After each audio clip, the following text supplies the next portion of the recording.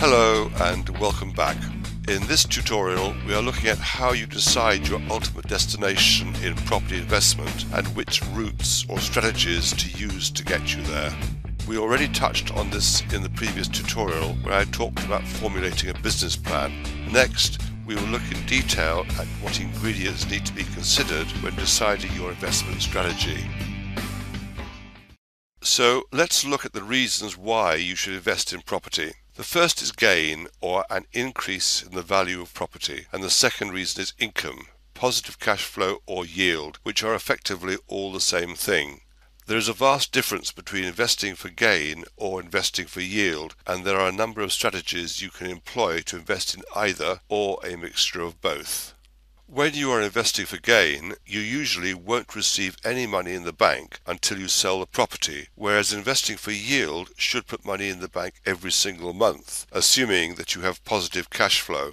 You will achieve positive cash flow if your rent is greater than the sum of the interest on the mortgage and operating costs, such as letting and management fees, insurances and maintenance, to mention 3. Another option would be to mix both, where you buy properties in locations which are good for gain, in other words, properties that are likely to increase in value, and other properties that are located in areas which generate high yields or rents. Generally speaking, the two do not make good bedfellows in the same location or property. The relationship between gain and yield is a little like a seesaw. Usually high gain equals low yield, whilst high yield normally means low gain, unless perhaps you invest in multi-let properties, but even then gain may be a problem because often the value is a multiple of the rent, much like commercial property. Consider your strategy carefully before you start buying property, because otherwise it is very easy to buy the wrong property for your strategy. For example, assuming that you are investing primarily for income or yield, there is no point in buying a property which has high gain potential and low income. You need to decide what you want from your investments, decide which strategy will get you there, and then find the properties that will fulfill those requirements. So, where in the country are you most likely to achieve gain? Assuming that you are looking for organic or market-driven growth in the value of your property, which is independent of any renovations you might carry out, you will need to look to London and the South East. If you are looking for high-income property, that is, properties that achieve double-digit yields, look north to places such as County Durham, Liverpool and Manchester, or west to South Wales. When I am hedging, I am principally investing for gain, but I need the overall portfolio to be cash flow positive.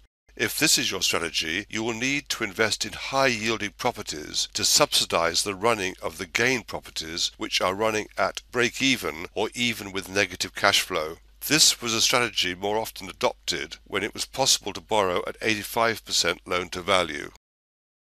So why, you may ask, would anybody invest for gain and suffer negative cash flow in the early stages of the investment?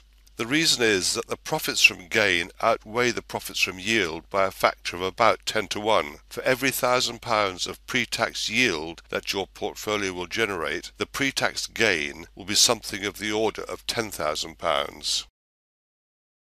Another strategy is forced appreciation, where you buy a distressed property, renovate it and force up the value to a figure greater than the sum of the parts, those being the original purchase cost and the cost of the fix-up. For example, you buy a property at 30k, spend 30k on the renovation, and when finished it is worth 85 to 90k.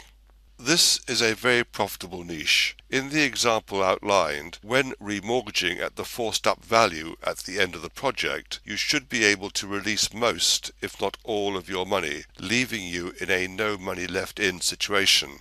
Adopting this strategy also means that your cash pot will go further and you are not reliant on market-driven increases in capital values or other people's cash. Whether investing for gain or yield, you could use a lease option strategy.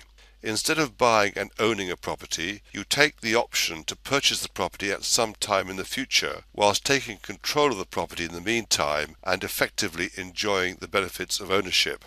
you will not need to raise a mortgage, which can be difficult in the current economic climate. Because you take over the responsibility of servicing the vendor's current mortgage, options are generally marketed as producing positive cash flow rather than gain. However, if you are able to negotiate a keen future option price and the market changes over the period, your option price may become below true market value. Therefore, when you exercise your option, you can cash in your gain, provided you then go on to sell the property.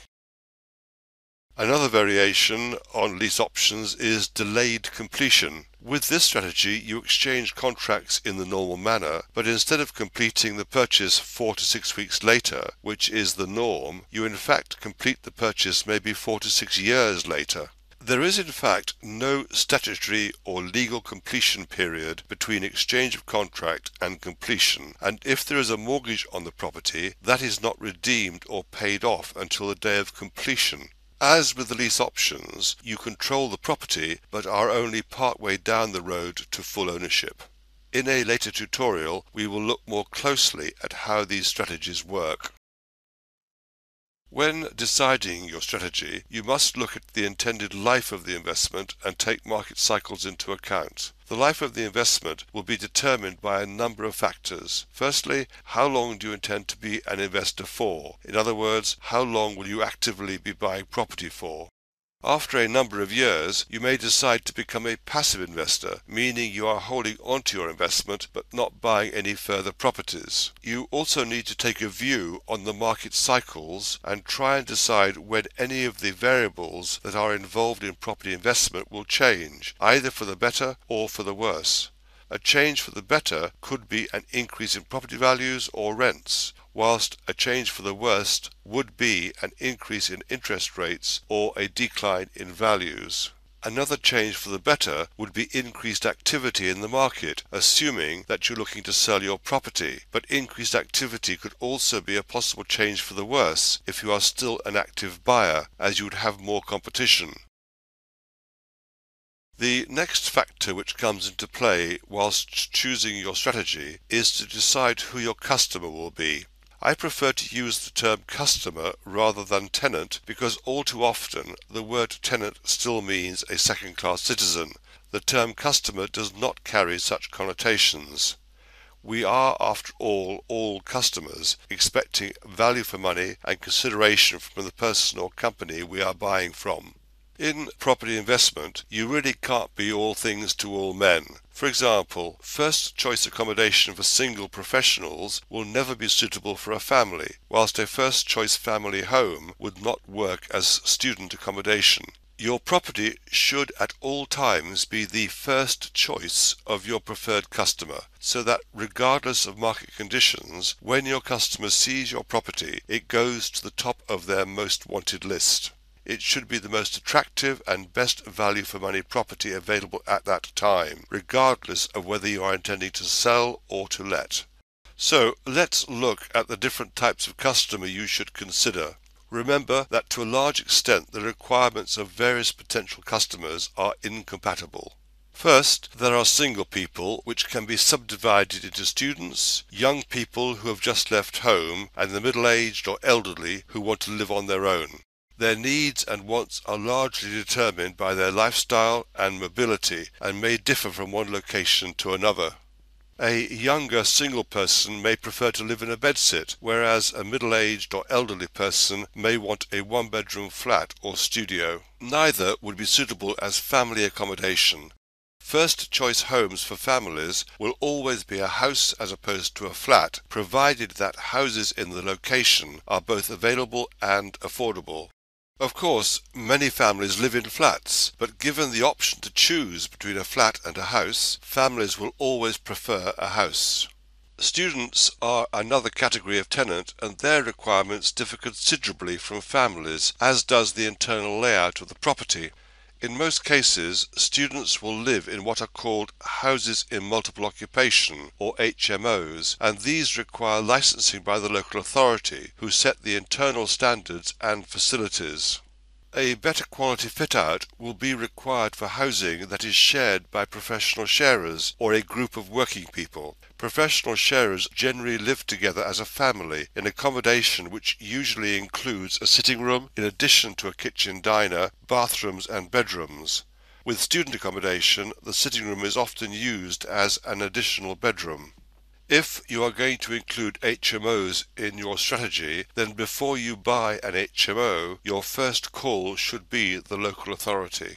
Yet another tenant category are the people receiving local housing allowance or housing benefit. Often these customers are single-parent families for whom the location of the property becomes particularly important, as it needs to be close to public transport and shopping facilities.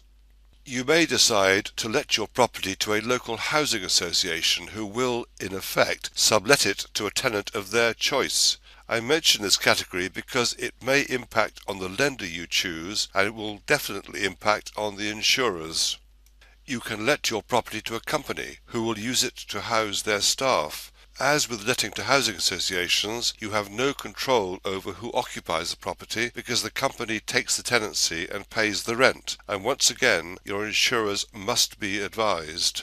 Finally, you might consider utilising some or all of your properties for short or holiday lets, which can easily be mixed with long-term assured short-hold lettings. But to be successful with this strategy, the location and neighbourhood becomes even more important. Convenience is all important for holidaymakers or short-term tenants. For example, if you are letting a property by the sea as a holiday let, it needs to be within a few minutes' walk from the beach rather than a 5-minute drive away, and other leisure facilities need to be close by as well. If, on the other hand, the property is in the country, it is likely that your customer will prefer a nice picturesque cottage in the country over a semi-detached bungalow. We will go deeper into the individual requirements of each of the types of customer later in this course. Finally, one of the downsides of a buy-to-let investment is the potential difficulty in selling the property at your preferred price when you decide to sell. If the market is buoyant, you will probably be able to sell quickly and easily. On the other hand, if the market is slow or stagnant, it could take months or a year to achieve the price that you're looking for. So think about the reasons why you might need to sell and plan accordingly. Reasons for selling could be a change in your personal circumstances or the circumstances of one of your partners. Another reason could be a location change, such as the relocation or closure of a major source of customers or a severe downturn in the local economy. Such a change will reduce the number of tenant customers and possibly make selling very difficult, so the first choice philosophy becomes even more important. From the outset, it is always a question of planning for tomorrow, and that may be some years in the future, as well as for today. You should work this plan out on a property-by-property basis and not necessarily base your entire portfolio or all of your properties in one location, though I know many investors who do, and successfully. Decide on the ideal buyer for your property before you buy the property yourself, and make certain that your ideal buyer will exist at the time you are likely to make the decision to sell. This is so important because when refitting your property, you need to keep in mind the requirements of that future ideal buyer if you want to sell quickly. To ensure the best result for you, the future buyer will need to look at the property and make an instant decision that it is their first choice in the location and neighbourhood and proceed quickly to completion of the sale. Returning to my fruitcake analogy, there are a large number of ingredients you will need to consider, as well as the weight placed on each one, to achieve your preferred result. So please give some serious consideration to your strategy and its outcome before buying your first property. You will then dramatically increase your potential for success, both in the short and long term. And remember, property investment is a long-term game, but believe me, the rewards are worthwhile. That brings me to the end of this tutorial. I hope that the content was thought-provoking. In the next one, Essential Property Investment Ingredients, we delve into the various must-have elements that will ensure that your chosen strategy works long-term. This is David Humphreys signing off. I look forward to catching up with you for the next tutorial.